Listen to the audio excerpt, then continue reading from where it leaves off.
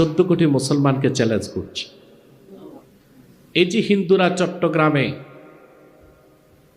বাংলাদেশের জাতীয় পতাকার উপর তাদের নাপাক গেরুয়া পতাকা তুলল,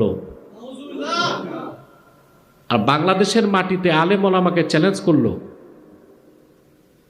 আর সমস্ত হিন্দুরা সরকারকে চ্যালেঞ্জ করলো, বর্তমান সরকারকে।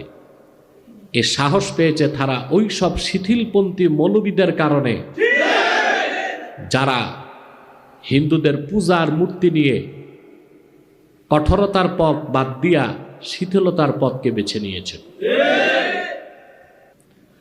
আজকে অনেক মৌলবী মোল্লা, তথাকথিত স্কলার, দাড়িওয়ালা টুপিওয়ালাদেরকেও দেখা যায় কাফের মুশরিক পৌত্তলিকদের প্রতি সীমাহীন শিথিলতা।